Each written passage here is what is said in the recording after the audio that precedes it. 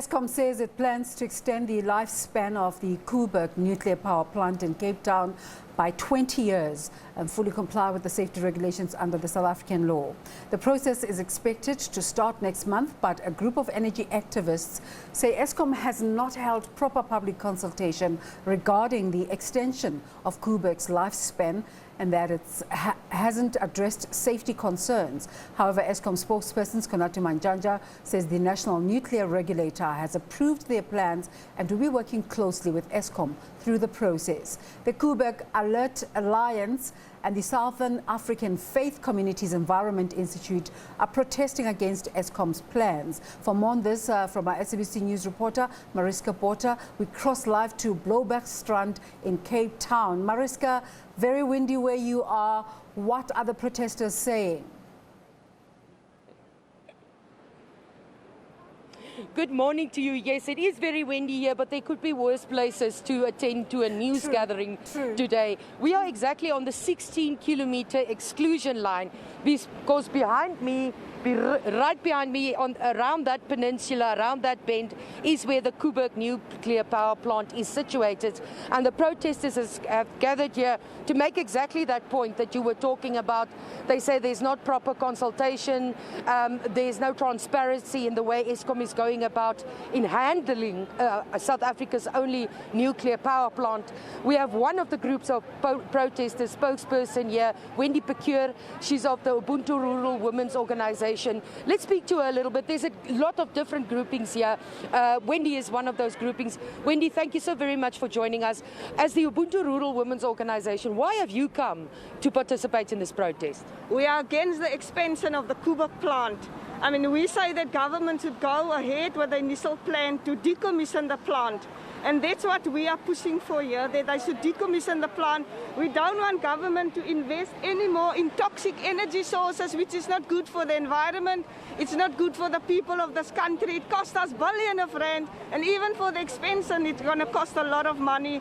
At the current Koeberg plant, there's tons, millions of tons of nuclear waste, high-level energy nuclear waste, and they don't have storage for the nuclear waste. If disaster were to hit Koeberg, you know, lots of people will lose their life. We've seen what happened in Japan, what Fukushima, where there was a nuclear accident. There's no life many, many years after the accident. And we are thinking of the generations to come. We still want our children and generations to come to have a quality of life. And nuclear is not going to give them that quality of life. Wendy, you are specifically focused on women's issues and in rural areas. Why is this of particular interest to your organization then?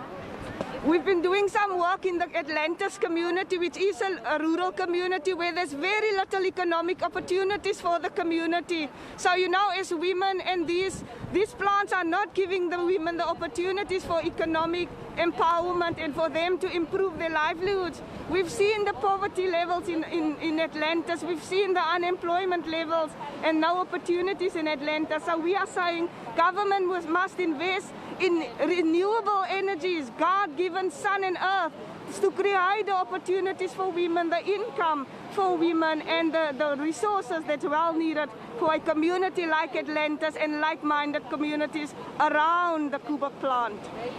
Thank you so very much, Wendy Picure from the Ubuntu Rural Women's Association. We're going to try and see if we can get hold of Peter Becker.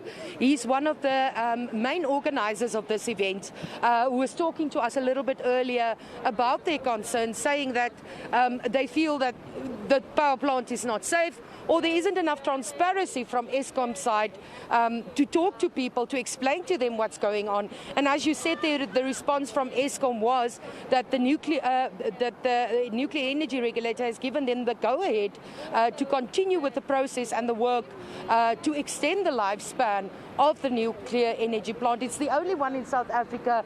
A little bit in the background there, Peter Becker is running towards us as they're doing their protest here. He's going to talk to us now and give us a little bit more in-depth detail about what their issues is with Eskom and what they would like to see Eskom do. You know, of late, people have been very upset about the handling of load shedding and how there's no stability in power supply in South Africa. So this is always a contentious issue, and the Koeberg Nuclear Power Plant is just one of them. We're very happy that Peter Becker has joined us here now. He's of the Koeberg Energy Alert. Is that correct? Did I get your title correct? Koeberg Power Alert. Koeberg Alert Alliance. There we go. Peter, yeah. Thank you so very much for joining us. Thank you. Explain to us why you decided it's important to have this gathering here at this point where we are.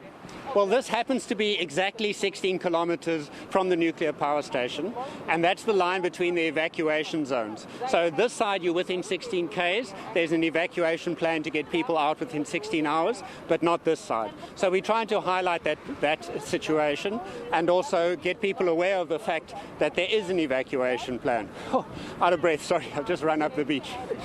But what is your issue with Eskom and their plans to extend the lifespan of the Koeberg Nuclear Power Plant? So this plant was designed around the 1960s, built during the 1970s, and came online in the 1980s. It is old technology.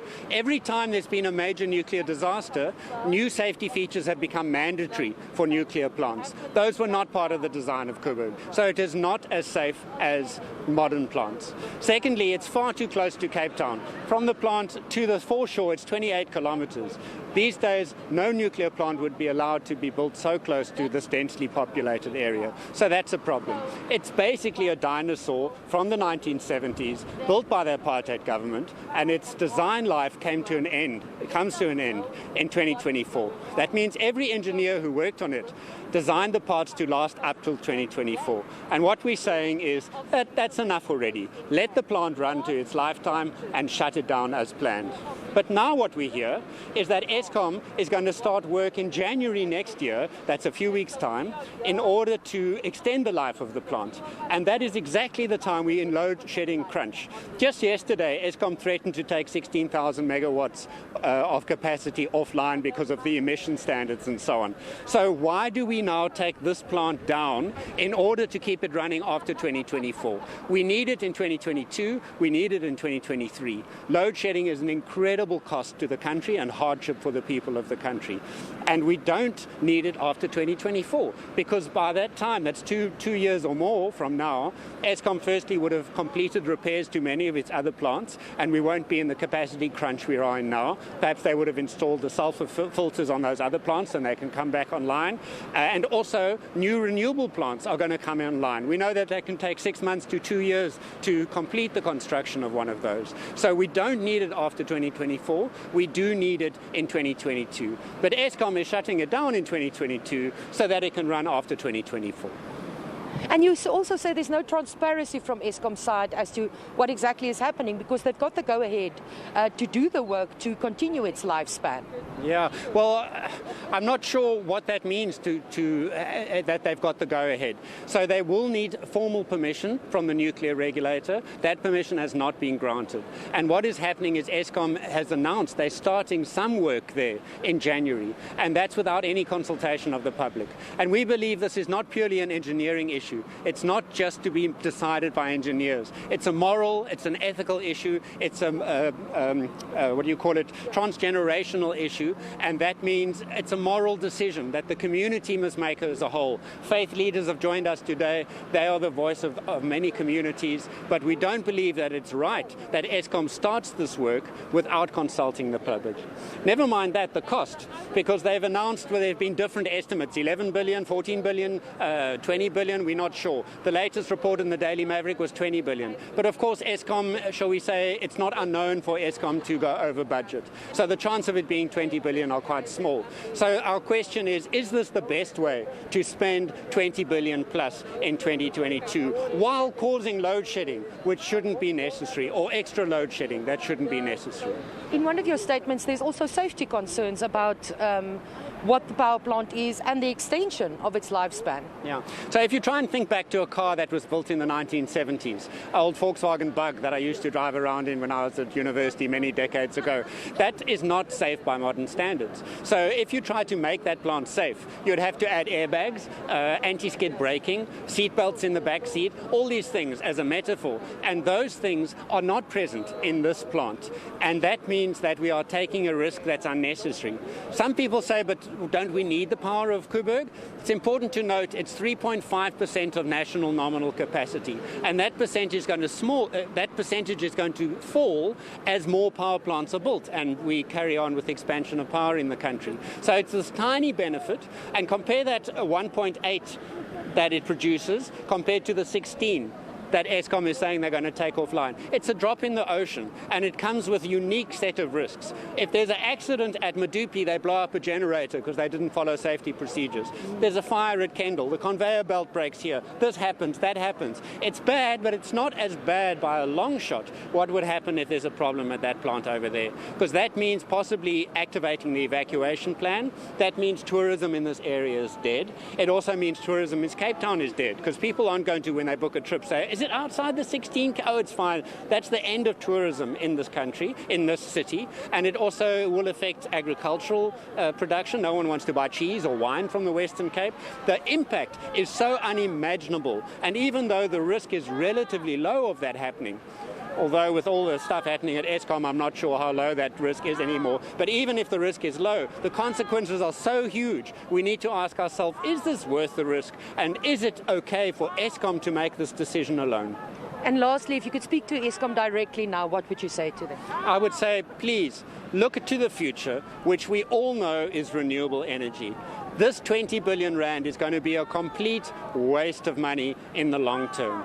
Rather look at spending it to do something towards the future that we all agree on, which is renewable energy. Maybe look at converting the plant to a battery storage facility. Maybe invest in community-owned renewable energy products and projects. And most importantly, start spending some of that money on looking how to dispose of the 1,200 tons of high-level waste that have accumulated at the plant since 1985. There are no ring-fence funds to deal with it, and there's no concrete plan as to what to do with that waste. That should be our priority. We cannot leave that to future generations as a burden because we've enjoyed the benefits of the electricity.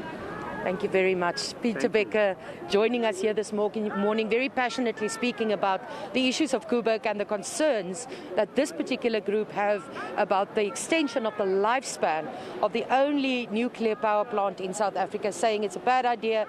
The money should rather be taken and invested in renewable energy, which Peter Becker just told us is the future going forward, and not spending it on something that they say is archaic and not necessary in the future to come. And thank you so much, Mariska Botha, there for us.